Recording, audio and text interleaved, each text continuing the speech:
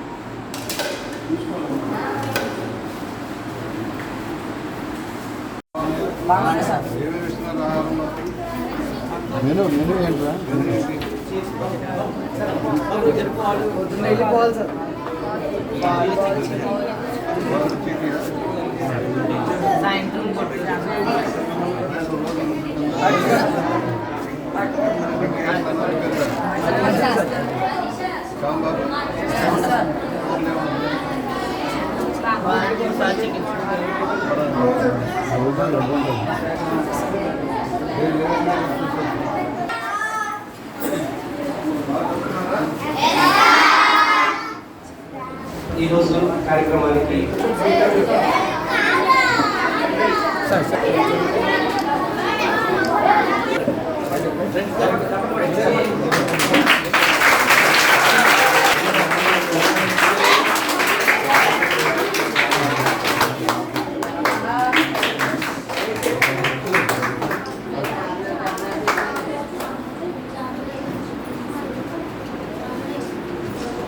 పేరేంటమ్మా పాపయానికి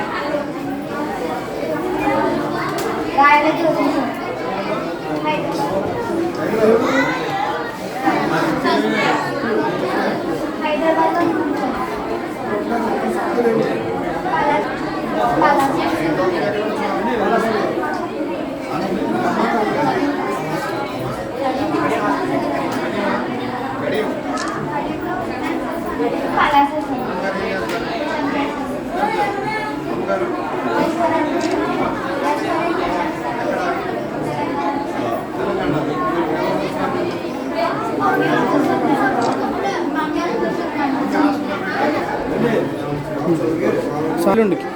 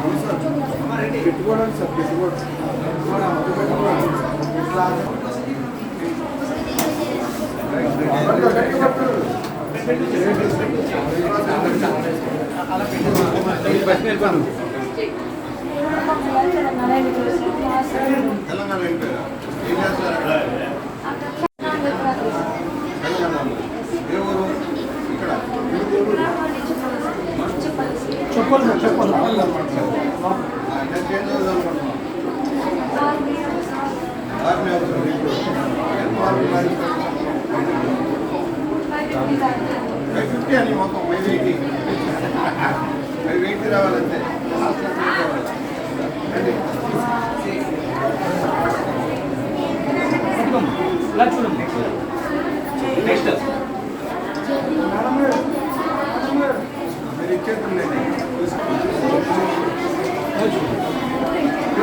విద్యార్థులకు మెటీరియల్ పంపిణీ కార్యక్రమం జరుగుతుంది. గౌరవ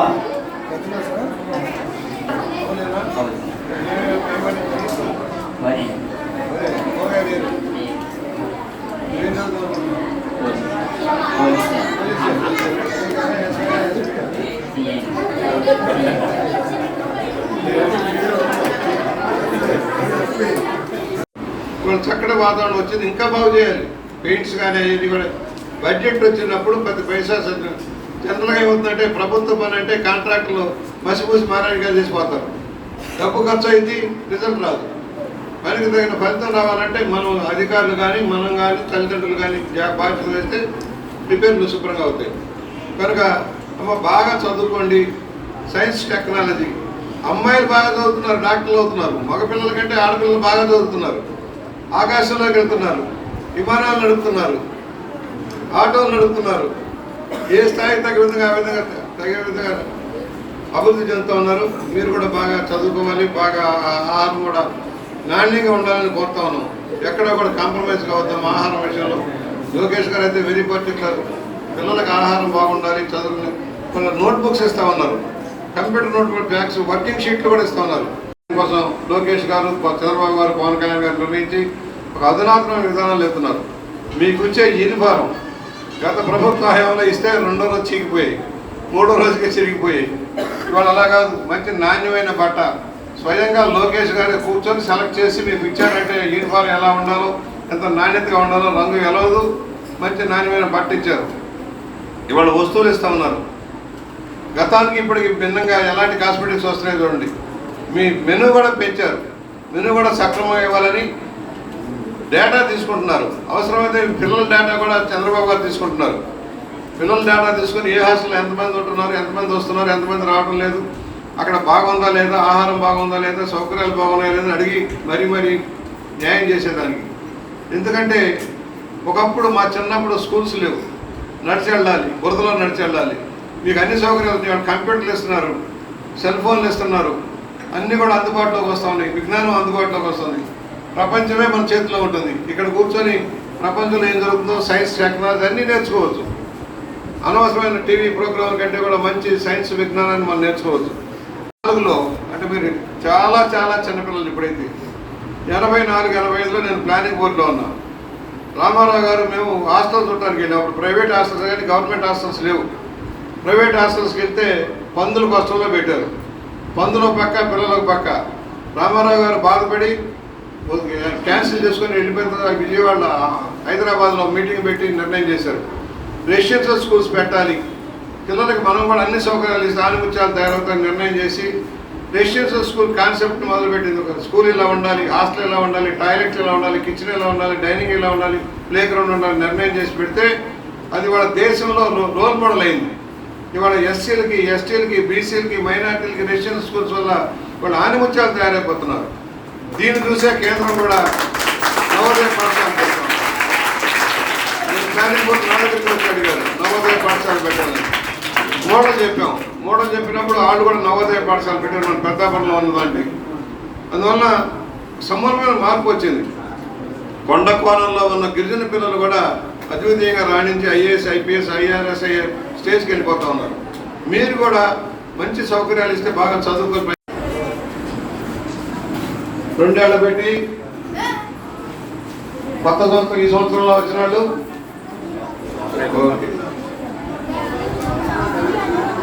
3 ఏళ్ళ నుంచి ఉన్న వాళ్ళకి అప్పటికిప్పటికి తేడా తెలిసిందా? ఆహారంలో మార్పు తెలిసిందా? మీకు ఇచ్చే కాస్మెటిక్స్లో తేడా తెలిసిందా? అది లోకేష్ బాబు గారి సారథ్యం. ఇవాళ పేదలకి సరైన న్యాయం జరగాలని, పేద పిల్లలు కూడా ఉన్నత విద్యను అభ్యసించేలాగా సహకారం ఇవ్వాలని, సానబడితే ఆణిముత్యాలు తయారవుతారు, పేదరికం అడ్డు కాదన్న భావంలో రాష్ట్ర ప్రభుత్వం నిర్ణయం తీసుకుని ముందుకెళ్తాం. ఇబ్బందులు ఉన్నాయి. విభజన వల్ల నష్టపోయాం, గత ప్రభుత్వ నిర్వాహకం నష్టపోయాం. ఎక్కడ కూడా ఒక చిన్న రిపేర్ కూడా చేయని పరిస్థితి. ఇవాళ ఏసీడబ్ల్యూ గారు చెప్పారు, శానిటేషన్ కూడా సిబ్బంది నియమించారు నేను రాష్ట్ర వ్యాప్తంగా. ఎందుకంటే కనీసం పాఠశాలల్లో మరుగుదొడ్లు బాగు చేయరు, హాస్టల్లో మరుగుదొడ్లు బాగు చేయరు, కనీసం రిపేర్లు కూడా చేయని పరిస్థితులు, అధ్వానమైన పరిస్థితులు హాస్టల్స్. జూనియర్ కాలేజీలో కూడా మధ్యాహ్న భోజనం పెడుతున్నాం మనం. సన్న బియ్యంతో బియ్యం పెట్టమన్నారు. అందరి హాస్టల్లో కూడా సన్న బియ్యం పెట్టండి, ఆహారం బాగుండాలి, రుచిగా ఉండాలి, శుచిగా ఉండాలి, ఎలాంటి లోటుపాట్లు జరగకూడదని పెట్టారు. ఇవాళ మీకు ఇచ్చే వస్తువులు కూడా నాణ్యమైనవి, అన్నీ సెలెక్ట్ చేసి ఇచ్చినవి, కలర్స్ కానీ అన్నీ కూడా సెలెక్ట్ చేసి ఇచ్చారు. ఏదో మొక్కుబడిగా ఎవరి సొమ్ము ఇది? ఈ సొమ్ము ఎక్కడదో తెలుసా? ఇది మనందరి పెద్దలు పట్టే పన్నుల నుంచి మనకు వస్తుంది. మర్చిపోవాలి. పన్ను అంటే మీకు చదువుకోబోతున్నారు, మీరు పన్నులు కడతాం. అందరికి వస్తువు సబ్బు బిళ్ళ కొన్నా, పేస్ట్ కొన్నా దాని మీద ట్యాక్స్ కడతాం. ఆ ట్యాక్స్లో వచ్చే డబ్బే మళ్ళీ మనకి ఖర్చు పెడతారు ప్రభుత్వం. నా జేబులో నుంచో నీ జేబులో నుంచో కాదు, మనం కట్టే పన్నుల నుంచి వచ్చేది సక్రమంగా ఉపయోగం అయితే దేశంలో బాగుపడుతుంది. విద్య వైద్యం అందుబాటులో ఉండాలి. మీకు పరీక్షలు చేశారా? మెడికల్ పరీక్షలు చేశారా సార్? ఎవరి మంది చేస్తున్నారా? కేసులు ఏమైనా వస్తున్నాయో చూస్తున్నారమ్మా? చూసుకోండి అమ్మా. అలాగే ఇందాక పప్పు గారు చెప్పారు, ఇవాళ గురుకుల పాఠశాలలో సీట్లు ఖాళీ లేవు. రోజు ఉత్తరాలు నా దగ్గరకు వచ్చేసి ఉత్తరాలు ఇవ్వమంటారు. జాంపేట రెసిడెన్స్ మన హాస్టల్లో అసలు సీట్లు ఖాళీ ఉండవు, ఊరి మధ్యలో ఉందని.